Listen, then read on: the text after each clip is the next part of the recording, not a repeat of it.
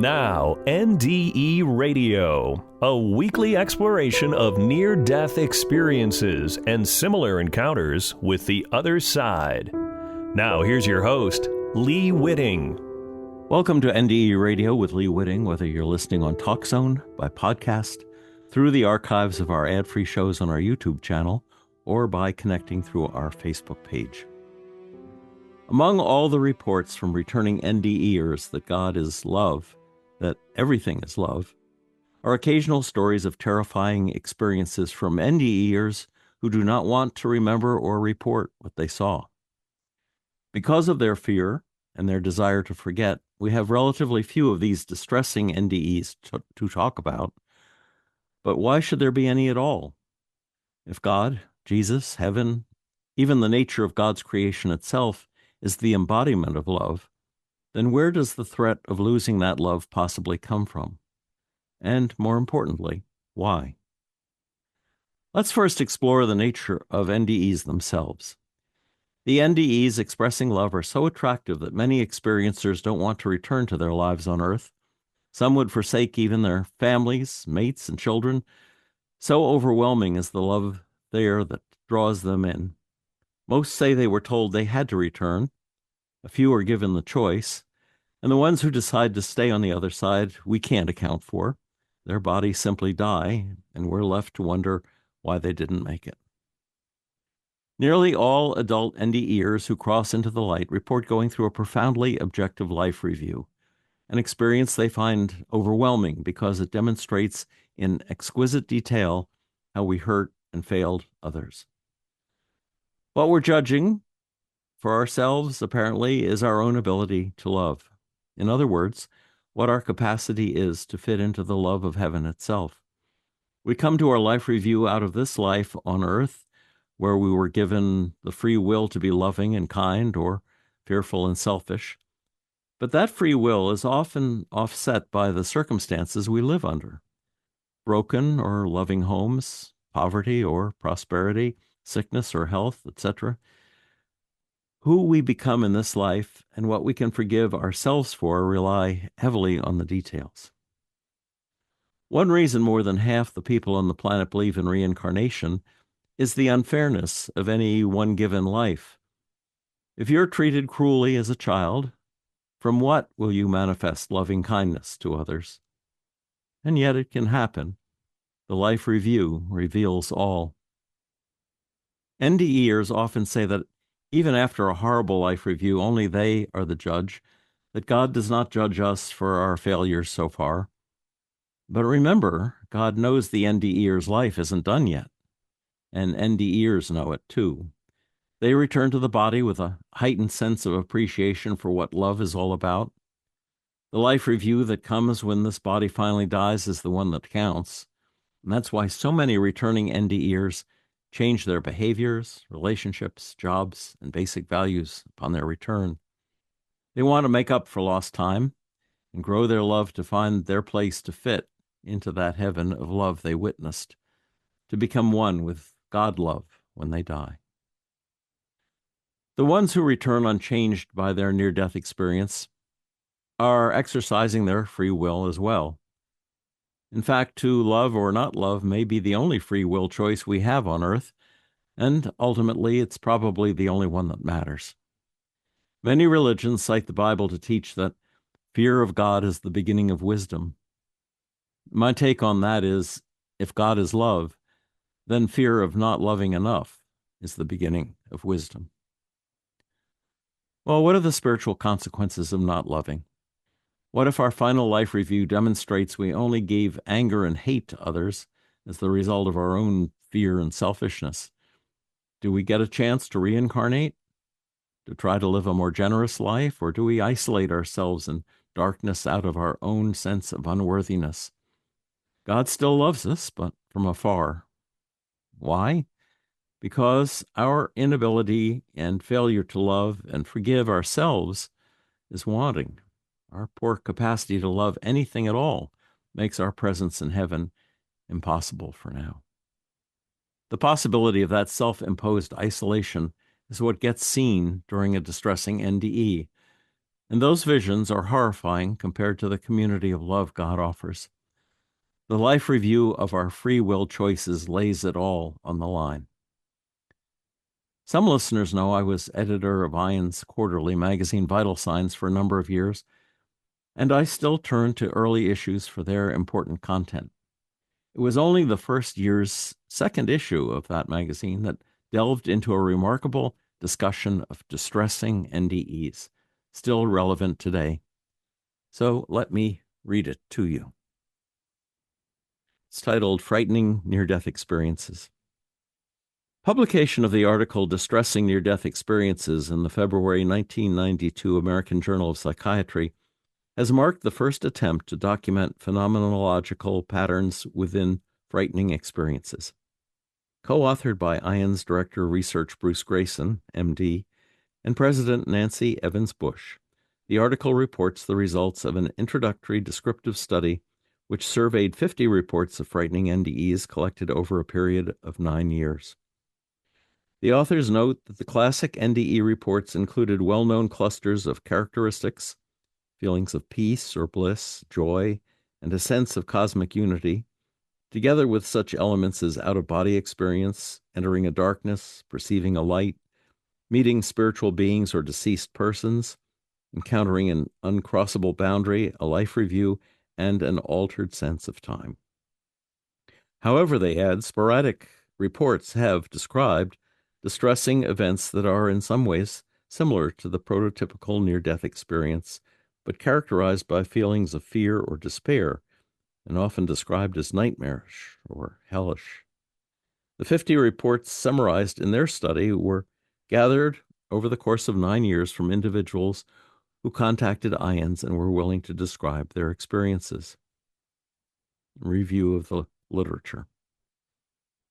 The author's substantial survey of the near-death literature observes that early published reports of near-death experiences contained no distressing experiences which may have deterred subsequent investigators from seeking or acknowledging them, and that the commonly used research instruments for identifying and measuring near-death experiences based on these early studies may perpetuate the bias against recognizing distressing experiences.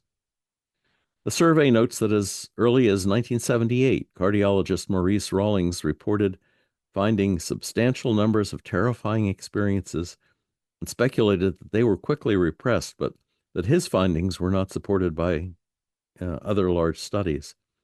In a small study by Charles Garfield, also in 1978, 22 of the experiences included demonic or nightmarish visions of great lucidity, and another 11% reported alternating blissful and terrifying features. The literature review indicates that by 1981, other researchers were mentioning having encountered frightening deathbed visions and partially negative or hellish NDEs, and that a Gallup poll published in 1982 estimated that 1% of near-death experiencers mentioned a sense of hell or torment. Based on her clinical experience, medical social worker Kimberly Clark Sharp reported in 1986 on the reluctance of individuals who have had frightening experiences to share them with researchers and a resultant underestimation of their frequency. The new survey acknowledges Margot Gray's 1985 study in Britain, in which she described frightening encounters as characterized by feelings of extreme fear or panic, emotional or mental anguish, desperation, intense loneliness, and desolation. And PMH Atwater's 1988 work described experiences that included lifeless apparitions, barren expanses, threats or silence, danger of violence, a sense of hell, and coldness. Study findings. The Gray-Evans-Bush study identifies 3 distinct types of frightening experience. One is similar in its features to the classic peaceful NDE, but is interpreted as terrifying. The second involves a paradoxical experience of nothingness or of existing in an eternal, featureless void. And the third type includes hellish imagery and may begin with a sense of falling down a dark pit. All three types may include such elements as out-of-body experience, encounter with a presence, a boundary, and other features of the prototypical near-death experience, although these are most likely with the first type. So here's the first type, the classic NDE interpreted as terrifying. These experiences involve common features of the classic near-death experience, such as the light, but are perceived as terrifying rather than comforting. Often, says the article, the individual identifies loss of ego control as the terrifying aspect of the experience. If by some means the individual is able to let go into the experience, the feelings of fear may dissipate, leading to a rescue and/or a peaceful resolution of the NDE. The following greatly abbreviated experiences are typical of this type. 1. After a few minutes, my body began to shake violently. I then experienced a sensation of floating above the room. I saw a clear picture of myself lying on the table. I saw the doctor and the nurse, whom I had never seen before, and my husband standing by my body. I became frightened, and I remember strongly feeling I didn't like what I saw and what was happening. I shouted, "I don't like this," but I was not heard by those in the room. The second example. As I looked under me, a strong wind was pulling me into what seemed like a funnel shaped like a cornucopia, only opened at both ends. I was flying and drawn directly into the vortex or funnel. At the end, the lights were blinding and crystal flashing was unbearable. As I reached to the very end, I was reaching for the sides, trying to stop myself from falling off the end into the flashing crystal.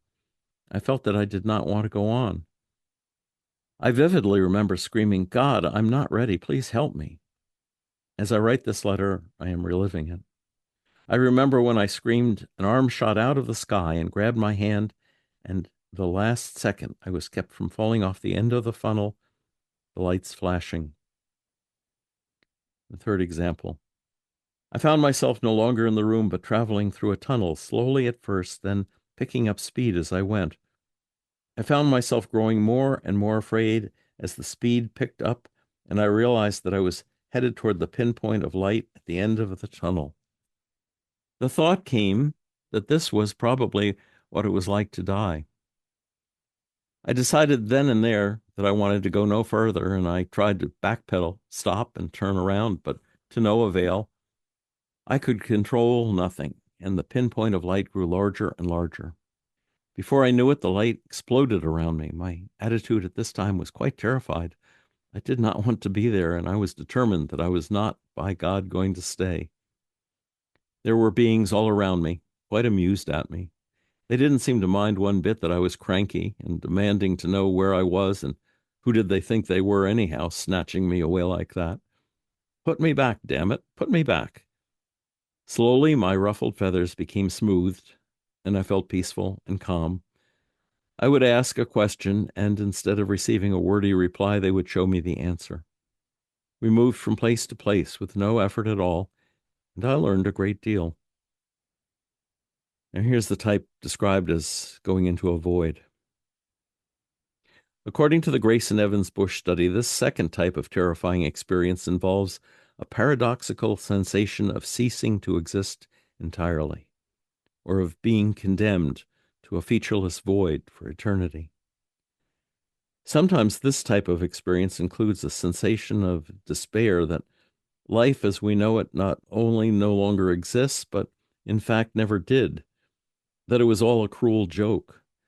And like the first type, these generally contain fewer features of the peaceful NDE and do not appear to convert to the peaceful kind with time. And here are the examples. The first, I passed through different stages of torment. Voices were laughing at me, telling me all of life was a dream, that there was no heaven, hell, or earth really, and that all I had experienced in life was actually an hallucination. I found myself hurling toward the final torment. I was to be suspended in a total vacuum with nothing to see or do for eternity. I was naked, and I was sad about that because I thought, if only I had clothing, I could pull the threads and knot them or reweave them for something to do. And If only I were sitting in a chair, I could splinter it and try to make something of the splinters. And then the overwhelming realization that eternity was forever and ever, time without end. What to do in a vacuum forever. And here's the second example. It was at that moment that I left the planet. I could feel myself and see myself going away, way up into the air, and then beyond the solar system, beyond the galaxy, and out beyond anything physical. And at first I thought I'd just go with it, see where it went, and I stayed as calm as I could, just kind of went with the whole thing.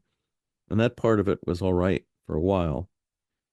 But then as the hours went on with absolutely no sensation, there was no pain, but there was no hot, no cold, no light, no taste, no smell, no sensation whatsoever, none, other than the fact that I felt a slight sensation of traveling at an extremely fast speed. And I knew I was leaving the earth and everything else, all of the physical world, and at that point it became unbearable. It became horrific. As time goes on, when you have no feeling, no sensation, no sense of light, I started to panic and struggle and pray and everything I could think of to struggle to get back. And I communicated with a sister of mine who passed away. And at that moment, I went back into my body, and my body had been moved to the hospital. And then the third example, it was worse than any nightmare. You cannot put into words the emotions that I felt. I felt the quietness, except for the screaming within my own body, which was no longer a body, but a small ball of light. I felt the aloneness, except the awareness that I was all mankind. I felt the emptiness of space, the vastness of the universe, except for me, a mere ball of light screaming. On returning home, I found myself not wanting to talk to anyone. I felt that no one existed except me. I continued my duties as wife and mother, but I would watch and wonder why. I would watch TV and think that I created all that was shown on it. And then I would wonder why I didn't know the outcome of a movie, and then I would rationalize that I was creating as I watched, so naturally I had not created an ending until the end. And this is the hellish imagery experience. The study found that this smallest group of experiences, like the void experiences, this type contained fewer recognizable features of the classic NDE and rarely converted to a peaceful experience with time. The first experience. My feet hit a chair and broke my fall, or my neck would have been broken. I hung in the rope and strangled. I was outside my physical body. I saw my body hanging in the rope. It looked awful. I was terrified, could see and hear, but it was different, hard to explain. Demons were all around me. I could hear them, but could not see them. They chattered like blackbirds. It was as if they knew they had me and had all eternity to drag me down into hell to torment me. It would have been the worst kind of hell, trapped hopeless between two worlds, wandering lost and confused for all eternity. The second example. I was led around a well, from a side of bliss to a side of misery. I did not want to look, but he made me look, and I was disgusted and horrified and scared. It was so ugly. The people were blackened and sweaty and moaning in pain and chained to their spots. One was even chained to the evil side of the well.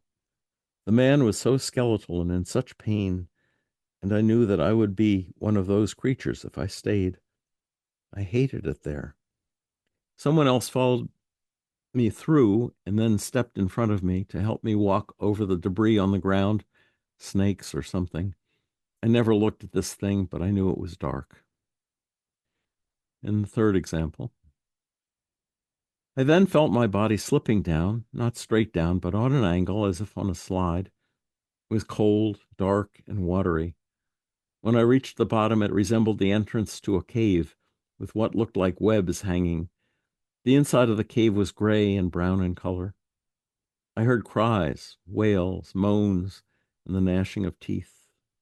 I saw these beings that resembled humans, but with the shape of a head and body, but they were ugly and grotesque. I remember colors like red, green, and purple, but can't positively remember if these things were the colors of the beings. They were frightening and sounded like they were tormented in agony. No one spoke to me. I never went inside the cave, but stood at the entrance only. I remember saying to myself, I don't want to stay here. I tried to lift myself up as though trying to pull myself, my spirit, up out of this pit. That's the last thing I remember. And then the discussion and conclusions. Based on findings from 5 previous studies, Grayson and Evans-Bush conclude that there is no reason to question the mental health or psychological state of any group of individuals simply on the basis of their having reported near-death experiences, be it pleasant or unpleasant, and note the ambiguity of efforts to account for experiences on the grounds of medication, anesthesia, the role of neurotransmitters, psychological explanations, and other agents to which NDEs are frequently attributed. Their article concludes, the after effects of the distressing near-death experience have not yet been studied systematically. However, our preliminary observations indicate that ontological fear is a common result of the experience. Future investigations of the after effects of distressing experiences may clarify their relationship to more familiar post-traumatic stress syndrome, yield important clinical insights for the individual involved, and help clarify the near-death experience's meaning and relevance to life. Here the article ends. My thanks and appreciation to the International Association for Near-Death Studies and to Vital Signs for all they do. And thanks to you for listening. If you'd like to hear this show again or any of our more than 500 archived, ad-free NDE interviews, go to TalkZone's NDE Radio site and hit the Past Shows button. Or go to our YouTube channel, NDE Radio with Lee Witting, where you can subscribe to and comment on the complete NDE Radio library. And listen next Monday, 11 a.m. Eastern at TalkZone for more NDE Radio. I'm your host, Lee Witting, saying once again, thanks for listening.